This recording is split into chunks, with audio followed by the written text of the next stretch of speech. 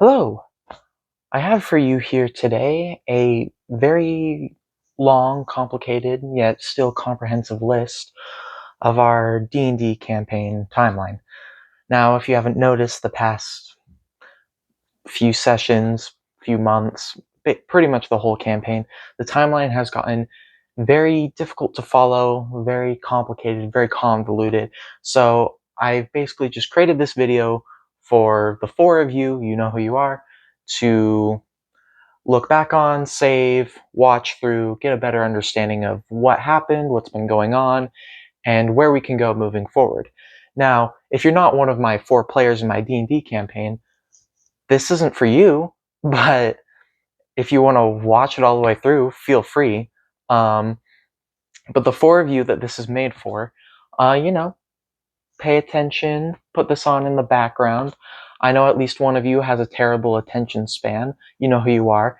But I highly encourage you to just watch through the whole thing. I worked very hard on it. Look, I even got my little lighting set up, and I got my camera set up right here. I've been working very hard, and this thing is like 4 pages long, which isn't a lot, but it took me a lot of time to make. So please do me a favor, watch all the way through. It helps you too. So before I get into the actual timeline, I want to go over a few things about this timeline because it's not really that simple. I can't just give you a full list of everything that's happened because not everything is really as it seems. So first of all, let's talk about the dating system. There are 3 worlds in this chronology of the campaign. There's the first world, the second world, and the third world. Our campaign currently takes place in the third world. The previous worlds, again, this is still a little unknown to you guys, so I'm trying to keep it a little brief, but essentially each world was a universe that was possibly created, possibly just came into existence, and then it was destroyed, which we'll get into that later. But each destruction of a universe leads to the new one, and this campaign is currently in the third world, or the third universe, whatever you want to call it. I'm not really going to get into exact years in the first and second world because there isn't a lot of information there, and also there's not much to base off of, and also there's a lot of speculation in those areas, which again I'll get into later. However, with the third world and the campaign, I'm going to get more specific with the dates, not super specific though. For each date, I will give a general year. There's not like a year name, I just say 100 years ago. And by 100 years ago, I mean 100 years ago since before the campaign. So like, for example, the beginning of the Great War, I will say began 100 years ago. That is 100 years before the campaign. There's other events that are 500 years ago, 400, like 80 years ago.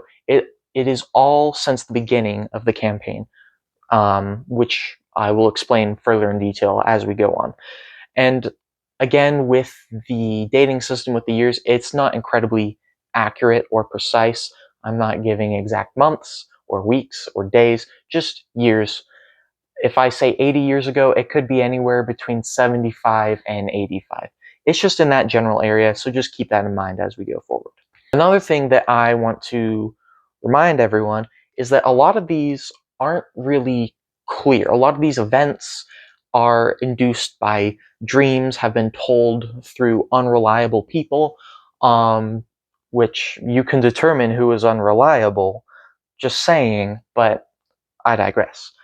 Essentially, though, some stuff you don't really know for sure is a fact. There could be biases, there could be things that I personally have misremembered because of how complicated the situation that I told you this stuff was. So if there is something that is speculation or it is a conclusion that is drawn, I will tell you that. Additionally, if there is information that was given by a dream sequence, particularly through a Goodberry Pie sequence, if you know, you know, I will let you know. And that way that's kind of a way for me telling you, hey, this is what you dreamed happened. Who knows if this is actually what happened? Who knows how relevant it is? It's up to you to draw your own conclusions. Alright, so let's actually get into the timeline itself. So we're going to start here with just pre-campaign history. We're going to start with the First World. Now, as of right now, very little information about the First World is known. What is speculated, however, is that this world was created and later destroyed for being imperfect, whatever that means. This destruction led to the creation of the Second World. Now, there are some events that could have taken place in the Second World, which I'm about to get into. So now we go into the Second World. Once again, very little is known about this world. Much of the information in the Second World is based on assumptions, and many of these events could have happened in the First or Third World. You don't really know for sure. I'm just placing it here because this is what you guys think it may be in.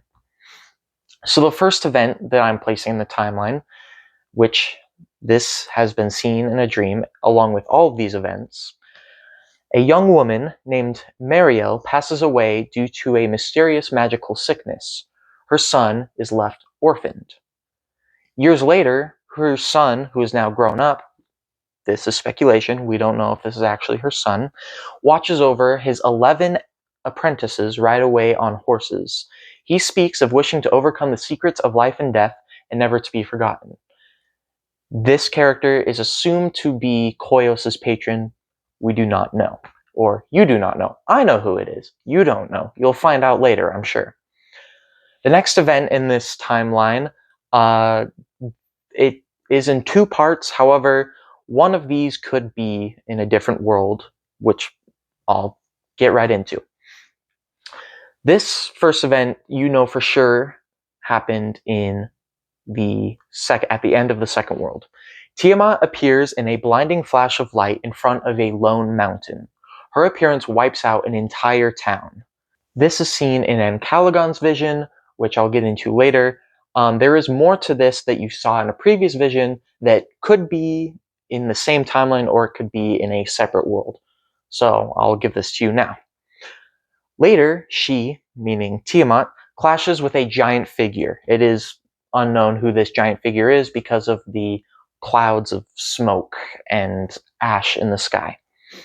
While the outcome of this fight is unknown, the Second World is destroyed, leading to the creation of the Third World. And now we finally get into the Third World. Here is when I will start giving actual years and estimations for the timeline of events. While the full age of the Third World is unknown, it is estimated that the world itself is between 10,000 and 100,000 or more years old. All of recorded history in the Third World only dates back a few centuries. According to Azuth, again we're going into speculation territory, magic was non-existent in this world until he introduced it, which he says awakened an ancient evil. We're going to now get into prehistory, which is a little over 1,000 or so years ago in the Third World. Magic slowly begins to develop due to an unknown and mysterious circumstances. It's theorized that the misuse of magic led to the creation of magical creatures and even magical races. This theory is really just a theory. That's for you to find out. Eventually, magic, along with civilization, becomes more advanced. This was cultivated into kingdoms and countries, few of which are still left today. From here on out, it is actual solid events that have concrete years, and all of this should sound familiar.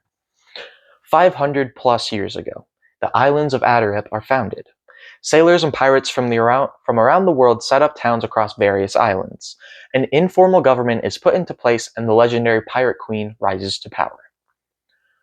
200 plus years ago, the Holy Land is united.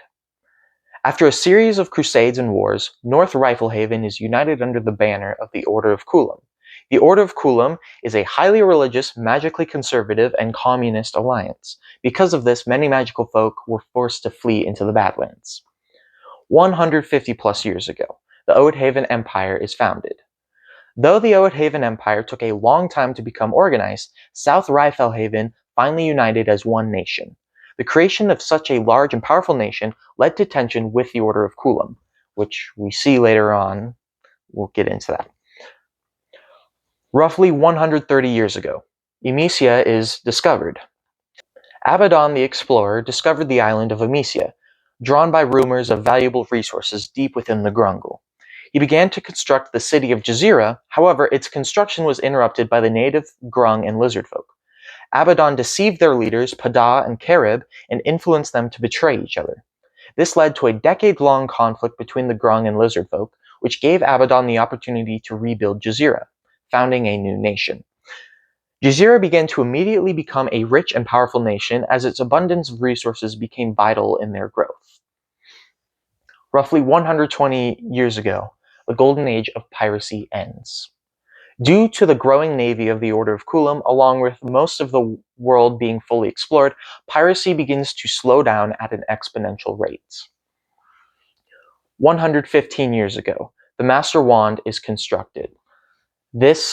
All of this information is given to you in a dream, so do with this information what you will. King Zergioth sends his court wizards on an expedition to find magical secrets. The wizards travel far into the west and find an island with ancient notes and spells. Using this newfound knowledge, the wizards constructed the Master Wand and studied its power to advance magic. Roughly 100 years ago, the Battle of Zergioth and the beginning of the Great War.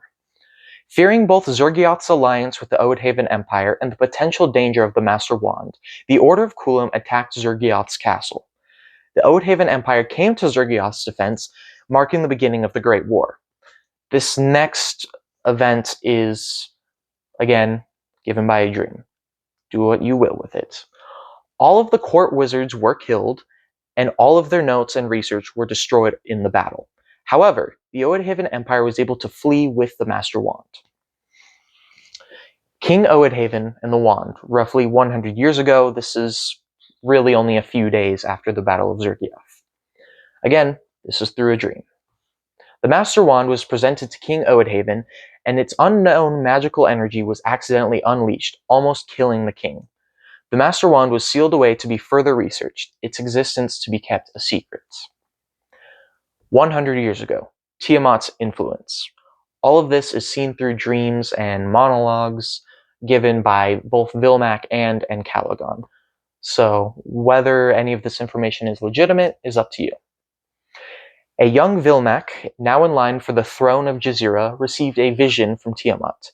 Vilmac then fled to Kotal Cave, where he spent decades building his chapter of the Dragon Cult and influenced the lizard folk of Caraban to sacrifice themselves to Tiamat. Elsewhere, a young Caligon, formerly an elf, received a vision from Tiamat, which I explained earlier, detailing the second world. This vision transformed him into a black dragonborn. It can be assumed that these visions influenced other cult leaders around the world. 100 years ago, the Battle of Breakfast Bridge. Several Oathhaven soldiers were ambushed on a bridge over the Alviro River early in the morning during their breakfast. The bridge was renamed Breakfast Bridge. 90 years ago, Jazira and Kulam's alliance. After the death of King Abaddon and the disappearance of Vilmac, an alliance between Jazira and the Order of Kulam was formed. Melodius was appointed as a puppet leader of Jazira, and the Order of Kulam began to receive supplies from Amicia. This was a turning point in the Great War. 85 years ago, the Badlands developed neutrality. The Great War quickly began to grind into a stalemate, with the Badlands becoming a sort of no man's land. Falkirk, Bogmire, and Wanderhorn became safe havens for displaced magical folk, while the surrounding land became a breeding ground for lawlessness and chaos, as seen with the Salvaxi Marauders. 40 years ago, Captain McCracken begins his reign. The dreaded pirate Captain McCracken was exiled by both East and West Adarip Islands. He began his quest to conquer the sea, devouring any boat he came across with his mimic ship. This marked the dawn of a new age of piracy. 10 years ago, Proximus's rise to power. A Grung by the name of Proximus rose to power in the Grungle. He ruled with an iron fist, advocating for more slavery to the point of enslaving his own people. 5 years ago, the undead attack on Falkirk. Seemingly out of nowhere, an army of undead attacked the town of Falkirk, driving many of the townsfolk below ground into the mines. This was the first undead sighting in recorded history. 5 years ago, the Riveting One prophecy. Now, under the oppressive rule of Proximus, a prophecy is developed in the Grungle that the Ribbiting One, a descendant of Pada himself, will reunite the Grung and Lizardfolk and end the hardships that the Grung face. 0 years ago, and the very beginning of the campaign, the delivery of the Master Wand, and the Battle of Landstrad Fields. Much of this information was seen in a dream and also may or may not contain time travel, so again, might not be true. King Oedhaven sent soldiers carrying the Master Wand to the front lines of the war to deliver it to War Mage Lydia. However, along the way, Oedhaven's soldiers were ambushed by Salvaxi marauders and the wand was stolen. Eventually, the Oedhaven Empire found the wand, but so did the Order of Kulam. This led to one of the largest battles in Riflehaven since the beginning of the Great War. The current whereabouts of the wand are currently unknown to both Oedhaven Empire and the Order of Kulam. Everything beyond this point is now from the beginning of the campaign until where we're at now. I'm not going to cover everything that's happened in the campaign. That's what your guys' job is. If you're confused about locations and NPCs and where exactly your characters have been, that's for you to figure out. That's your job as players. I can't do all the work. What I do have here, however, is all of the important events in the world that are vital to the history and extremely important for the campaign. Additionally, there's not going to be any dates for these because it's really hard to keep track of time in the campaign, and really only a few months has passed since the campaign, so it is all in chronological order, though. The Battle of Bogmire. Salvaxi marauders attack Bogmire and are stopped, ending the constant threat of the marauders. Mayor Wayland uses this opportunity to grow Bogmire. Undead attack Wanderhan. A large army of undead siege Wanderhan. It is currently unknown where exactly the undead came from, but they did arrive from the western direction. Captain McCracken destroys the western islands of Adarip. Captain McCracken and his crew slaughtered the people of the western islands of Adarip. Very few survivors remained. McCracken was killed during these events, and Captain Valeric Vance took his place, continuing the dreaded pirate's legacy. The Bogmire Massacre. Due to the mysterious disappearance of a forest west of Bogmire, the Order of Kulam and Oedhaven Empire attempted peace negotiations. These negotiations went awry, and each Order of Kulam soldier was slain. Encalagon's Deception and Death. Encalagon, under the name The Prophet, slowly rose to power in Falkirk, which was still not recovered from its undead attack. This ended with him and his entire chapter of the dragon cult ritually sacrificing themselves, summoning a black dragon. This further worsened the condition of Falkirk, and many have now left the town. The reunification of the Grungle and the death of Vilmac. After a series of ritual sacrifices, Vilmac transformed himself into a dragon.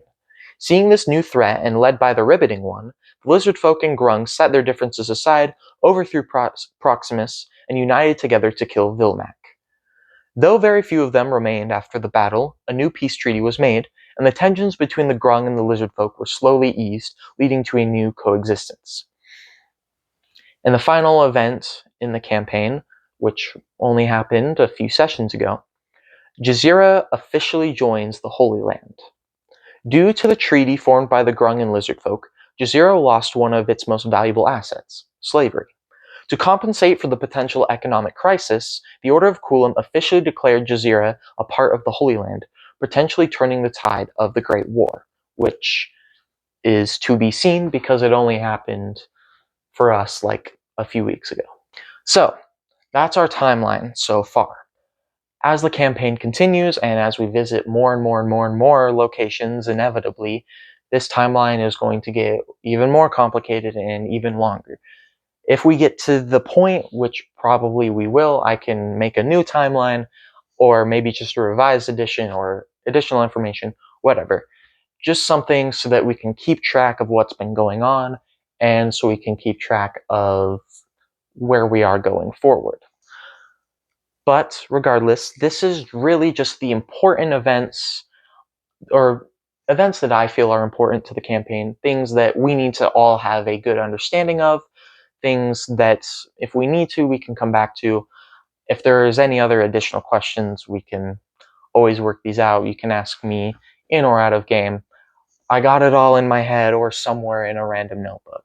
So don't worry about it. If you have a question, I'm pretty sure I can answer it. Not some questions I can't though, because I don't want to spoil anything. And again, if you're someone who is not a part of my campaign, you're not one of the 4 people that I made this for, and you're watching this, and you're still here, I don't know why you're here, but hope you like my lore that I've made. It's taken me almost a year to develop, and it's continuing to develop and becoming more and more and more chaotic. And as I was writing this, I was realizing how convoluted and strange all of this is, and to think it all really just started with one little map. The whole map was only Bogmire. I hope you guys know. It was only Bogmire. I made the map for Bogmire and like 3 other locations around it. I didn't have anything else planned. That was it. And here we are. And now we're like having visions of previous universes and undead kings in the sky. It's really weird, but that's just the natural progression of things, which is, I'd say it's fortunate, but on my part, I don't know why I'm doing this to myself. So again, thanks for watching through this, getting to understand the lore. I worked really hard on this, and you guys have been working really hard on your characters and playing really well in our campaigns, and thanks for reaching it this far. I'm really glad that we have been very consistent. We've been just having a lot of fun, and I mean, what level are we at? At the time of recording, you guys are at level 8 or 9, I believe. So level 20, we're gonna get there. Okay, we're gonna get there. We're almost there. We're just about there. So thanks for watching. I hope this was helpful. I hope that you can come back to this and understand it. And I also hope that you had enjoyment out of it, because this is just a really big collaborative project that really we all are working on. So I'm just glad that we can work together on this. It makes me happy.